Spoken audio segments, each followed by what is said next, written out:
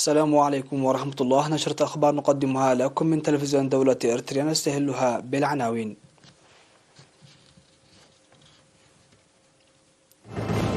نجاح 50% في امتحانات الشهادة المتوسطة.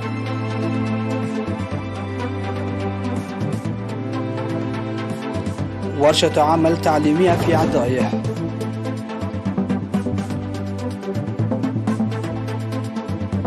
تنفيذ برامج الحملة التنموية الطلابية بنجاح في الإقليم الأوسط.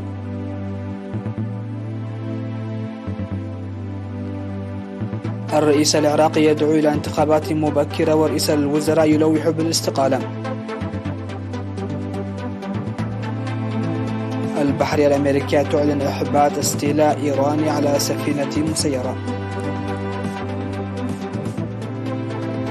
وروسيا تقطع الغاز عن ألمانيا وتخفضه لفرنسا.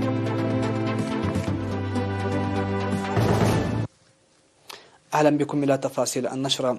أعلنت وزارة التعليم بأن نسبة النجاح بلغت 50.4% في امتحانات الشهادة الوطنية للمرحلة المتوسطة في العام الدراسي 2021-2022، وستعلن النتائج رسميا من يوم غد في كل مدرسة وإقليم. وأوضح مسؤول وحدة امتحانات الشهادة المتوسطة في وزارة التعليم الأستاذ هبت أسفها لوكالة إيرنا نجاح 27,507 طالب من جملة 54,578 طالب وطالبة في الامتحانات.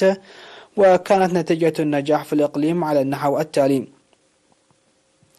إقليم عنسبة 46.6%، والجنوبي 48.3%، والقشبر 39.9%، والأوسط 70.1%، والشمال البحر الأحمر 25.5%، وجنوب البحر الأحمر 50.4%، والسعودية 71.7%، وقوات الدفاع 72%، والسودان 100%. وقال إن نقاط النجاح التي كانت 40% في السنوات الماضية تقرر رفعها إلى 45% هذه السنة، موضحا بأن أي طالب لديه تساؤلات ينظر إليها في مدرسته، وعلى المدرسة تقديم الرد في غضون أسبوعين.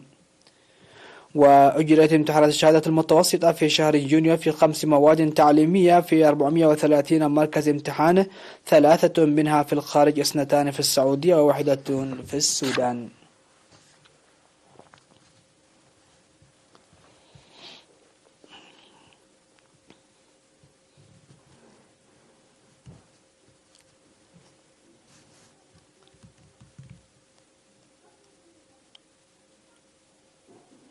عقدت في مديرية عدائية ورشة عمل في 30 من أغسطس للدفع بالتعليم ومشاركة الطلاب.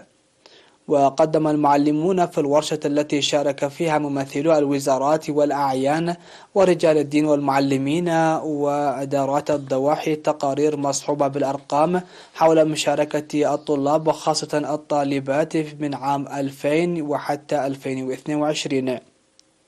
وأوضح موجه التعليم في المديرية الأستاذ مبرهة تسفون بالرغم من وجود مدارس في جميع ضواحي المديرية، إلا أن المشاركة في التعليم تختلف في كل ضاحية، داعيا لوضع حد لزواج القاصرات الذي يعيق مشاركة الطالبات في التعليم. وطالبت الورشة للدفع بعملية تجميع القرى والاهتمام لفتح مدرسة داخلية وتقوية التوعية في أولياء الأمور للحد من زواج القاصرات.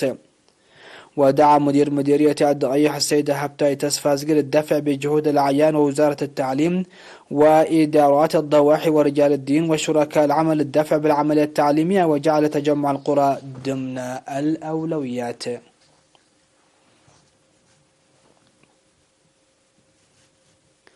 نفذت برامج الحملة الطلابية للتنمية في الإقليم الأوسط بإرادة عالية ونجاح كبير.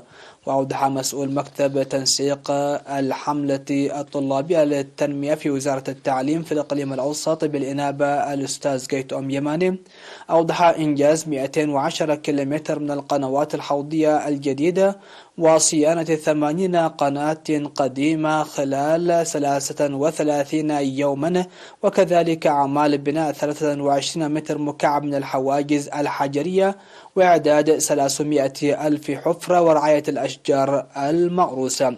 كما قام الطلاب بصيانة 3 كيلومترات من الطرق الترابية التي أصبحت خارج إطار الخدمة جراء السيول الناجمة عن الأمطار الغزيرة التي تشهدها البلاد، وكذلك رعاية مزارع الجهات المحتاجة وصيانة أكثر من 123 من المقاعد الدراسية. في غضون ذلك شارك أكثر من 468 طالب في تصفية أكثر من 20 ألف مستند في المدارس ومركز الأبحاث والتوثيق، فيما قام 120 طالب بأعمال مهمة في السلامة المرورية حسب توضيحات الأستاذ جيتوم.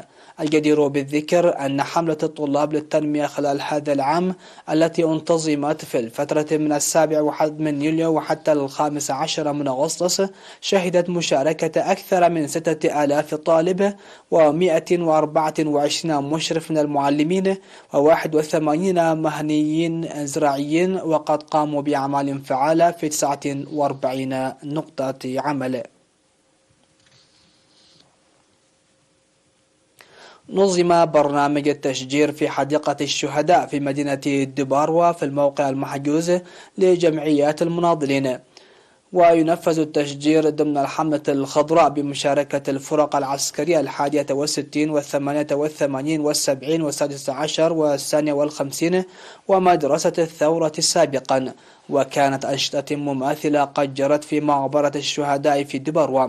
وأعلنت إدارة مديرية دباروا التعاون للغاية وسقي شتول الأشجار.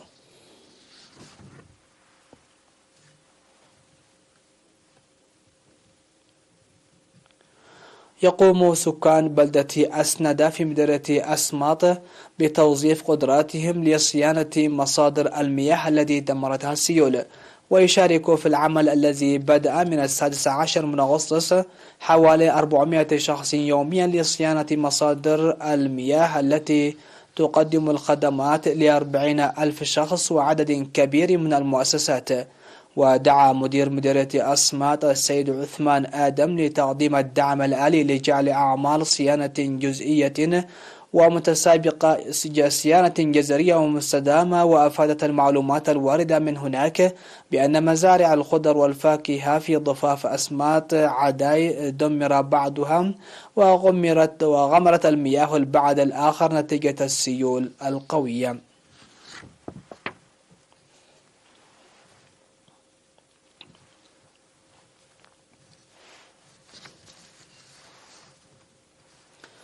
فاصل ومن ثم نعود لنوافيكم بالأنباء على الصعيد العالمي.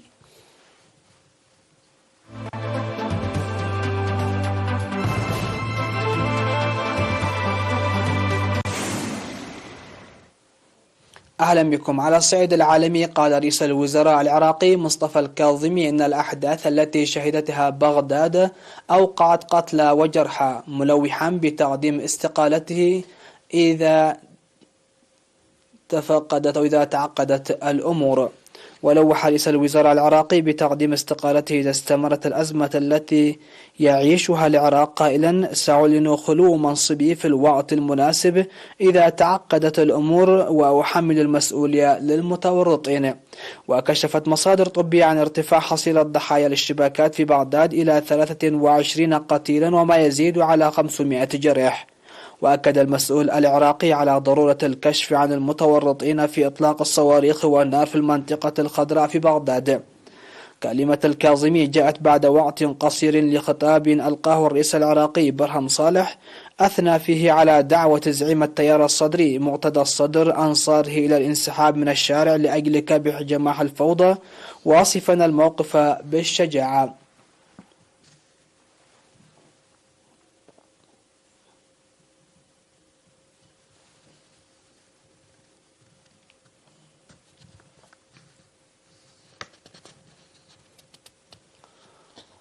أفاد بيان للأسطول الخامس الأمريكي بأن البحرية الأمريكية أحبطت محاولة للقوات البحرية التابعة للحرس الثوري الإيراني للاستيلاء على مسيرة درون بحرية بدورها الأسطول في الخليج العربي.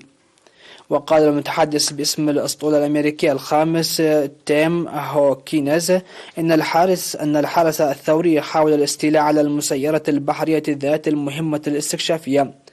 وأوضح أن مركبة تابعة للحرس الثوري الإيراني كانت تقوم بسحب الدرون فيما كانت سفينة ومروحية أمريكتان تقربان من الموقع.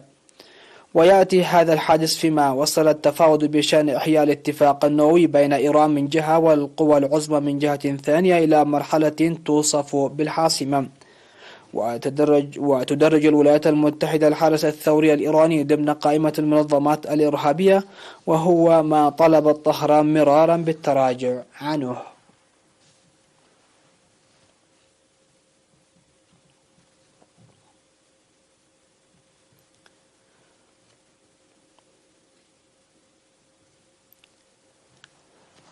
أظهرت بيانات أن عملاق الغاز الروسي غاز بروم سيوقف تدفقات الغاز في خط الأنابيب نورد ستريم 1 إلى ألمانيا للصيانة لمدة 3 أيام.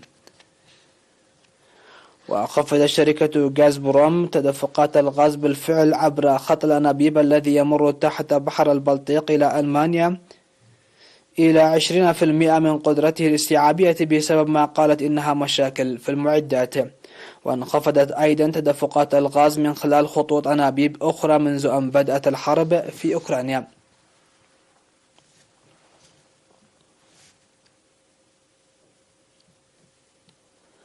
الخبر الأخير في هذه النشرة: توفي ميخائيل غورباتشيف أحد زعيم للاتحاد السوفيتي عن 91 عاما في روسيا، بحسب ما نقلت وكالة الأنباء الروسية عن المستشفى حيث كان يتعالج.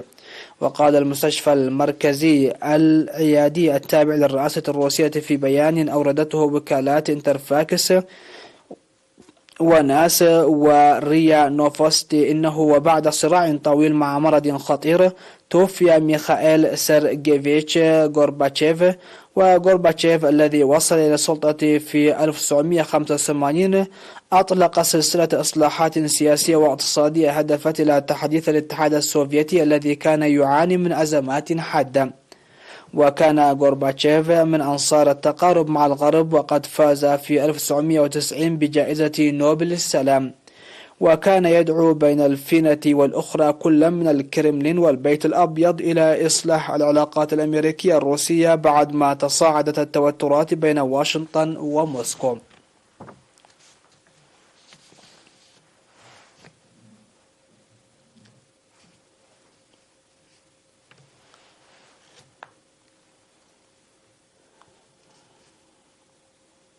ختام النشرة نذكر بأبرز العناوين.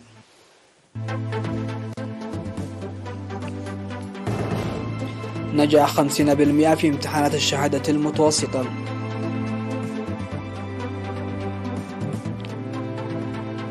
ورشة عمل تعليمية في عضايح.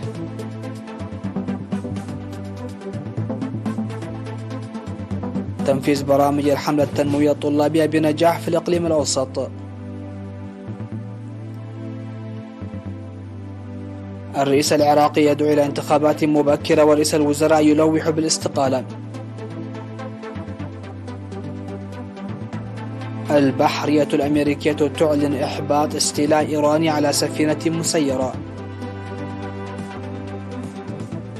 وروسيا تقطع الغاز عن ألمانيا وتخفضه لفرنسا.